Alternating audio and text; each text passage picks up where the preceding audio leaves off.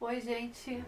Bom, antes tarde do que nunca, antes de finalizar o ano, eu precisava fazer esse vídeo porque eu quero dar continuidade no ano que vem do projeto Irmãs Brontë. Algumas pessoas que estavam acompanhando estão me cobrando, eu peço desculpas, não desisti. Eu tô amando, mas acabei colocando leituras na frente. Com certeza daremos continuidade e hoje então eu vou fazer o vídeo que faltava, que eu estava devendo, sobre o Morro dos Ventos Uivantes, da Emily Brontë.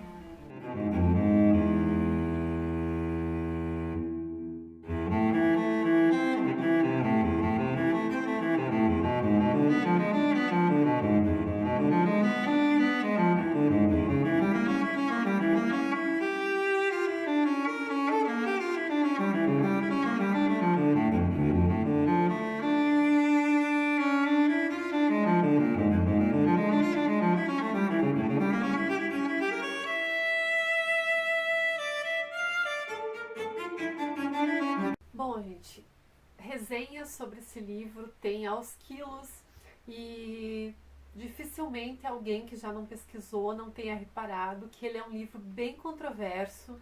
Algumas pessoas amam, outras odeiam, e na verdade eu acho que é porque às vezes a gente cria uma expectativa desse livro de que ele seja um romance, quando na verdade não, eu encaixaria ele mais como um drama mesmo, porque ele vai contar a história do casal Radcliffe e Catherine e do quão longe eles vão para destruir um ao outro em nome do amor que eles sentem. A introdução é escrita pelo Raymond Williams, ele é um crítico e novelista galês, e ele já diz pra gente ali na tradução que esse romance é uma história sem precedentes na literatura.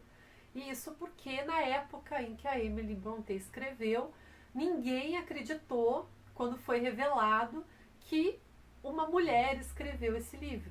Inclusive, existe um debate muito grande também sobre as traduções desse livro. Ele comenta sobre isso na introdução, da dificuldade que foi e que é em traduzir principalmente os dialetos, né? A gente tem um personagem que é o Joseph, que fala assim uma linguagem muito grotesca, muito, vamos dizer assim, caipira, né? Alguma coisa assim, e eles dizem que foi muito difícil traduzir isso.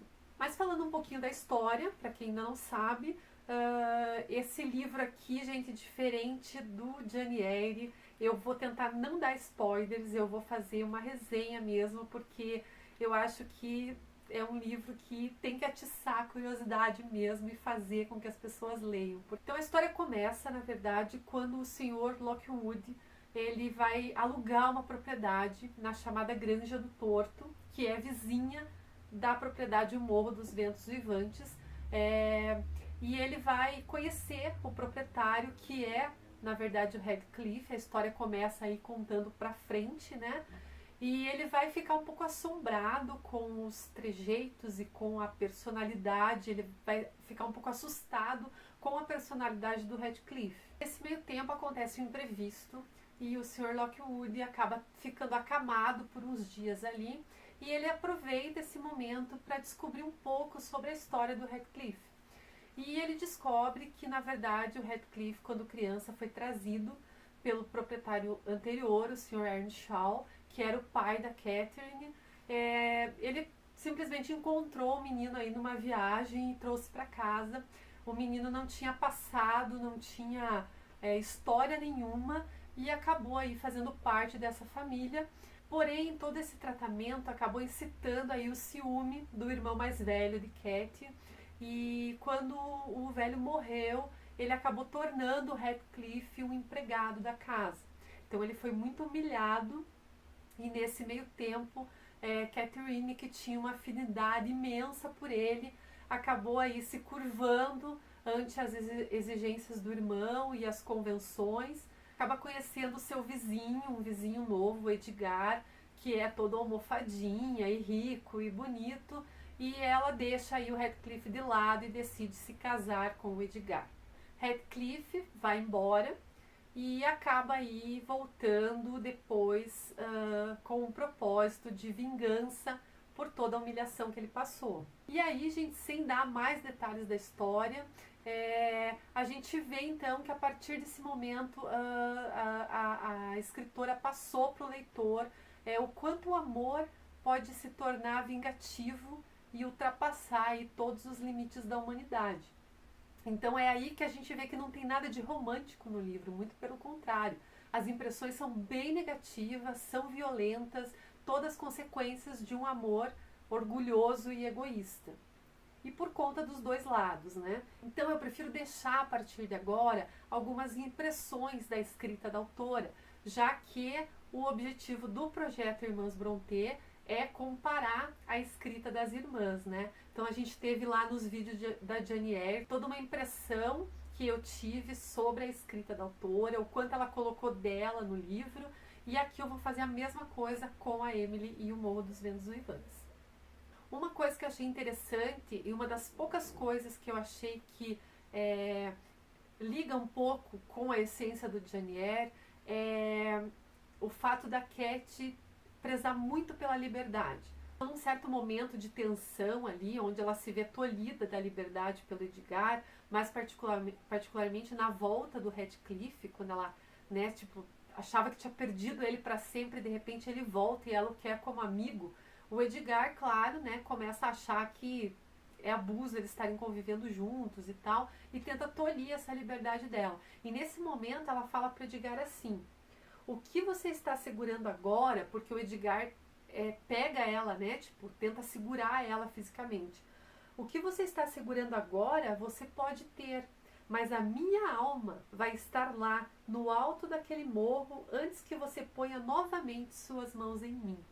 Isso eu achei muito parecido com o espírito da Jane Eyre. A Cat, ela tinha essa mesma essência de prezar a liberdade da alma acima de tudo. Embora ela vivesse num mundo, tivesse um corpo ali, que estivesse escravizado por várias convenções, ela tinha aquela noção de que a alma dela era livre. Então, nesse momento, ela diz para Nelly, que é a governanta, que ela vai casar com Edgar, mas de alma e coração ela está se sentindo enganada.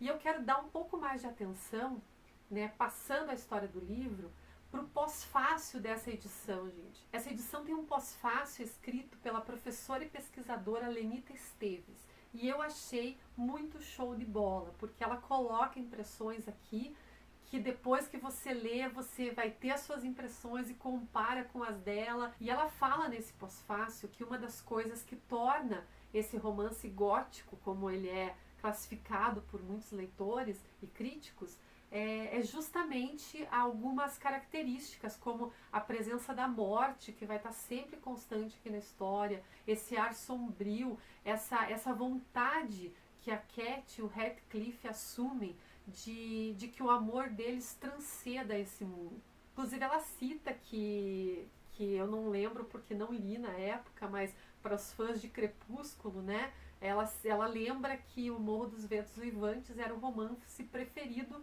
da Bella e do Edward. Então todas essas referências ao sobrenatural, né, que a gente vê aqui, mas a gente não sabe se realmente aconteceram, vão marcar a genialidade da autora, que é justamente o que a Lenita comenta aqui, que existem muitos dados, muitas impressões nessa história que eles são omitidos do leitor e fica só aquele ar de será que aconteceu? Um exemplo muito legal é essa intimidade que existe entre a Catherine e o Heathcliff, né?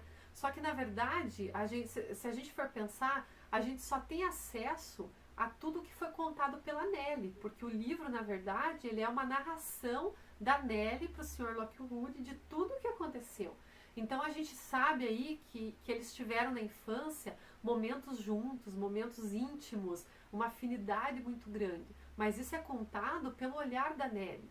E o detalhe, a Nelly não estava presente nesses momentos com eles.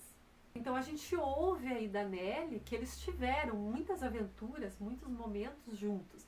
Mas esses momentos não são narrados no livro diretamente. O que é narrado no livro diretamente para o leitor são os conflitos entre eles. Tanto que Lenita até faz uma comparação dessa história com o Dom Casmurro de Machado de Assis. Ela diz que os personagens desse livro, eles nem são tão complexos como era o Bentinho. mas só pelo fato do Dom Casmurro ser narrado em primeira pessoa, o leitor tem muito mais acesso ao personagem do que nesse livro em que eles são narrados pela terceira pessoa. Principalmente levando em conta que a Nelly, ela só é onisciente quando ela participa dos acontecimentos. Fora disso, ela já está contando algo de que ela ouviu, ou as impressões dela dos acontecidos. Vocês percebem, gente, a genialidade da autora, né? Ela deixa pra gente impressões, a gente termina esse livro e fica com aquilo na memória, tentando adivinhar o que aconteceu ou não. A gente fica tentando imaginar o que realmente alimentava a intensidade de sentimento dos dois, né? Um outro exemplo também são as origens do Heathcliff, que a Lenita também comenta aqui, né? A gente sabe quando ele chegou criança na fazenda, ele sequer falava alguma língua, né? Aqui diz, numa das partes do livro, que ele não conseguia, ele só balbuciava algumas coisas. Falava que ele era meio mulato, que parecia ser estrangeiro, mas nunca ficou claro de onde ele veio. Ou seja, a autora omitiu esse fato, né? Então os personagens, eles sugerem a origem dele, mas na verdade ninguém sabe de onde ele veio. Assim como quando ele foi embora na época do casamento da Cat e voltou depois rico, também não sabemos da onde foi a procedência desse dinheiro, como foi que ele conseguiu esse dinheiro. Então, a verdade é que o Heathcliff, nesse livro, é uma incógnita para todo mundo. E eu fico me perguntando aqui, como leitora, justamente é esse o propósito do projeto Irmãs Brontë, que eu estou adorando analisar, por isso estou fazendo com calma. Era justamente isso que eu tinha em mente quando eu comecei. Eu só li Jane Eyre e O Morro dos Ventos Uivantes. E eu já fico me perguntando como podem duas irmãs que cresceram na mesma casa, tendo a mesma criação, né, escreverem, sentirem de maneira tão diferente as coisas, né? Eu vi a Jane Eyre, a Charlotte Brontë, com uma escrita muito mais romantizada, uma escrita esperançosa. A Emily Brontë tem uma escrita um pouco mais sombria, obscura, até um tanto depressiva algumas vezes. E assim como no Jane Eyre, a religiosidade está muito presente aqui nesse livro, porque a gente sabe, já comentei lá no vídeo da era vitoriana, que elas foram criadas, além de ser filhas de um pastor, foram criadas aí numa época muito moralista, né, da Inglaterra, e existia toda essa opressão aí religiosa, né? E então eu fico me perguntando como que cada uma reagiu a isso, porque ao que me pareceu, no Jane Eyre, a Charlotte coloca essa religiosidade como algo que eleva o ser humano, né? Aqui a Catherine várias vezes ela vai humilhar o Joseph, que era o empregado, porque ele era muito religioso, e ela vai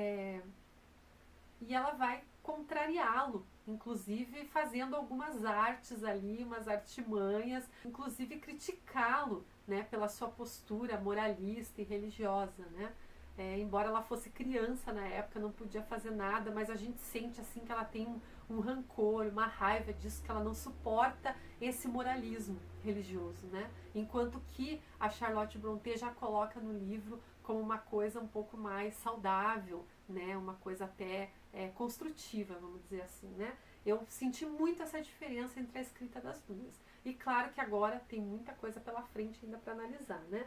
Mas enfim, gente, voltando ao Morro dos Ventos Uivantes, então, como livro, como obra, eu achei realmente que não tem precedentes. A gente sempre tenta ligar uma obra com alguma inspiração de uma obra mais antiga, a gente sempre tenta encontrar algumas referências, mas esse livro aqui a gente não tem, é uma obra única, como dizem realmente, eu comprovei, concordo, e eu acho que merece uma leitura aí, porque é fora de série, gente. Não como uma história de final feliz, e não tô dando spoiler, porque desde o começo esse livro é sombrio e a gente já sabe que não vai ter nada de feliz nesse livro, mas uma prova de que as irmãs Brontë realmente foram um marco aí na história da literatura. Então são essas minhas impressões de O Morro dos Ventos Uivantes, da Emily Brontë, um pouco das minhas comparações com outro livro já lido da sua irmã Charlotte Brontë, intitulado Jane Eyre. E em 2017 eu volto dando continuidade já em janeiro nessa leitura aqui do Agnes Grey, da Anne Brontë, que é a terceira irmã.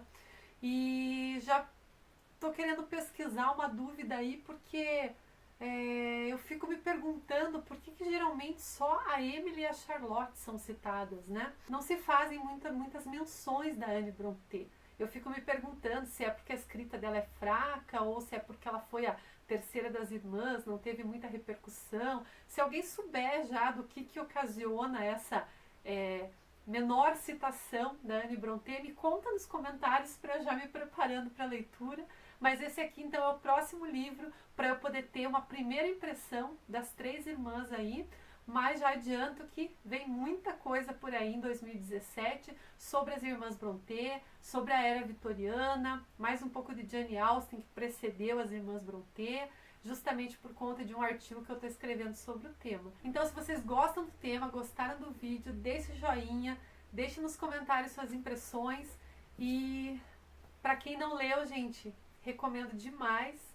E aí, então encerra esse último vídeo do projeto Irmãs Brontë desse ano, mas em janeiro eu volto com a leitura do Agnes Grey. E a gente se vê no próximo vídeo. Tchau, tchau!